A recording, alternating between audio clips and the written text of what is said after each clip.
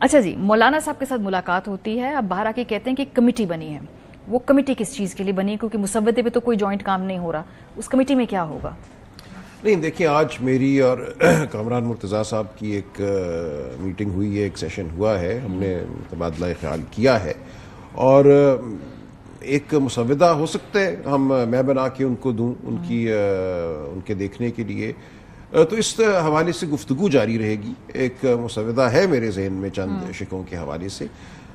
دیکھیں، جہاں تک تعلق ہے کانسٹیٹیوشنل کورٹ کا، اس کا کیا جواز دیا جاتا ہے؟ اچھا سوری، میں آپ کو اس لیے میں پوائنٹ بائی پوائنٹ جانا چاہتی ہوں. آپ نے کہا کہ مسودہ شاید آپ بنا کر دیں، تو یہ تو لگتا ہے کہ principally P T I agree کر گئی ہے کہ کچھ آئینی ترامیم پہ حکومت کا ساتھ دے گی اگر وہ آپ کی شرائط مان لیں. یہ سمجھنا درست ہے کہ کچھ آئینی ترامیم؟ ہم تو یہ کہتے ہیں، ہمارا بنیادی موقف تو یہ ہے کہ اس اسمبلی کو آئینی ترامیم کا حق نہیں ہے. اس موقف کو تو ہم اس کا دہراتے رہیں گے.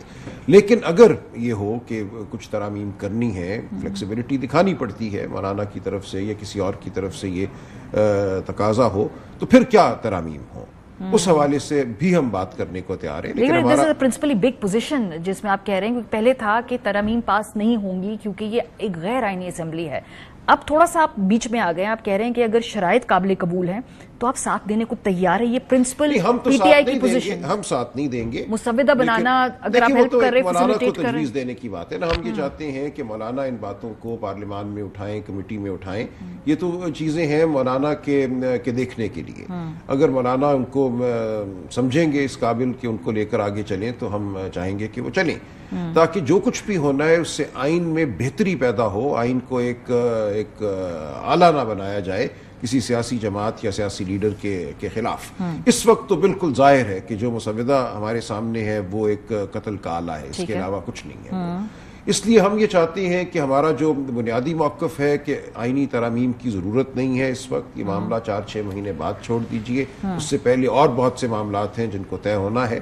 اس کے بعد دیکھیں گے. جو چیز 77 سال سے یا 73 سے یہ آئین موجود ہے، آپ نے نہیں اس میں ڈالی آئینی عدالت، تو اس کو آج ڈالنے کی بھی کوئی ضرورت نہیں ہے. ہم چند ماہ انتظار کر سکتے ہیں. تو ہمارا موقف تو یہ ہے. لیکن اگر یہ بات آئے، مولانا نے کہا کہ آپ کچھ تجاویز دیجئے تاکہ ہم غور تو کریں نا، تو اس حوالے سے ہم کچھ تجاویز ضرور دیں گے. اگر آپ کی تجاویز مان لی جاتی ہیں، اس مسودے میں شامل کر دی جاتی ہیں، تو پھر ووٹ دینے میں کیا قباحت ہے؟ کیونکہ اگر آپ اپنی تجاویز منوا کے ترمیم کے اندر اپنا حصہ ڈال سکتے ہیں، تو پھر اگر کنسلٹ کر رہے ہیں تو پھر ووٹ بھی پھر پیچھے آ جائے گا. دیکھیں، ہمارے ووٹ کے بغیر اگر وہ ہو جاتی ہے ترمیم اور وہ اچھی ترمیم ہوتی ہے تو ہوئے. لیکن ہم تو چونکہ مانتے نہیں ہیں اس اسمبلی کی جو استحقاق ہے آئینی ترمیم کرنے کا، تو ہم شاید اس میں شامل نہیں ہوں گے. لیکن ایک علمی حوالے سے اور بہتری کے حوالے سے تجویز دینے میں کوئی حرج نہیں ہے. ہم چاہتے تو یہی ہیں کہ ترامیم نہ ہو، یہ اسمبلی ترامیم نہ کرے. ترمیم کرنے کے لیے ایک بہت قابل اعتبار اسمبلی ہونی چاہیے، یہ آئین ہے. لیکن خالد صاحب دیکھیں نا، اس میں یہ تو پھر وہ دونوں یو پلینگ بوتھ ویز نا، کہ اسمبلی کو آپ قابل اعتبار نہیں سمجھتے، لیکن مولانا صاحب کو تجاویز دیں گے، وہ جا کر سامنے رکھ دیں، وہ پاس کروا لیں، تو یہ تو پھر بالکل ایسے ہی ہوتے ہیں. یہ تو فلیکسیبلٹی ہوتی ہے نا، یہ سیاست ہے. یہ کوئی کٹی کی بات تو نہیں ہے نا. ہم یہ چاہتے ہیں کہ نہ ہو ترامیم. لیکن اگر ہمیں یہ کہا جاتا ہے کہ نہیں، کچھ تجاویز دیجئے تاکہ کچھ گیو اینڈ ٹیک ہو سکے، کچھ سافٹننگ پیدا کی جا سکے، تو ہم دے دیں گے وہ تجاویز. ایسا نہیں ہوتا کہ either it is this or that. یہ نہیں ہوتا. ہمارا موقف اصولی بالکل یہی ہے کہ اس اسمبلی کو کوئی استحقاق نہیں ہے. لیکن اگر مولانا کی طرف سے یہ آتا ہے ہماری طرف ایک اندیا کہ نہیں، کچھ تجاویز دیجئے، تو پھر ہم دیں گے. صحیح. اچھا، مولانا صاحب سے جب آپ ملے تو کیا آپ کو بھی یہ شبہ ہوا کہ وہ بیشتر باتوں کے اوپر حکومت کے ساتھ آن بورڈ ہیں؟ بیکاز جو صحافی ملے، جو وہاں گفتگو ہوئی، وہ کافی سینئر لوگ ہیں، انہوں نے سمجھ کر ہی یہ بات کہی ہوگی کہ وہ حکومت کے قریب لگتے ہیں، ان کا جھکاؤ حکومت کی ترمیم کی طرف ہے. آپ کو یہ امپریشن گیا ہے اس میں؟ نہیں، دیکھیں، اس حوالے سے کہ ایک آئینی عدالت ہو اور اس کا جواز یہ ہے کہ جو دیگر مقدمات ہوتے ہیں دیوانی نوعیت کے، فوجداری نوعیت کے، ٹیکس کے، وہ التوا کا شکار ہو جاتے ہیں جب یہ آئینی مقدمات سپریم کورٹ کے سامنے آتے ہیں اور ایک بڑا بینچ 10 جج 13 جج صاحبان بیٹھ کے سنتے رہتے ہیں معاملے کو. تو دیگر جو کام ہے اس میں خلل پڑتا ہے. اب اگر یہ جواز ہے آئینی عدالت کا اور اس وقت تک اس کے علاوہ کوئی جواز سامنے نہیں آیا, یہ واحد جواز ہے, تو دیکھیں اس کے تو اور بہت سے طریقے ہیں. دنیا کے بہت سے ممالک ہیں جہاں ایک پرماننٹ کانسٹیٹیوشنل بینچ ہوتا ہے. آپ یہ کر سکتے ہیں کہ آپ ججز کی تعداد اس وقت 17 ہے, اس کو بڑھا کر آپ 24 کر دیجئے اور کہیے کہ 5 جج صاحبان جو ہیں وہ مستقل ایک آئینی بینچ ہوگا اور باقی 19 یا 17 جتنے بھی باقی بچتے ہیں وہ جج صاحبان دیگر کام کریں گے.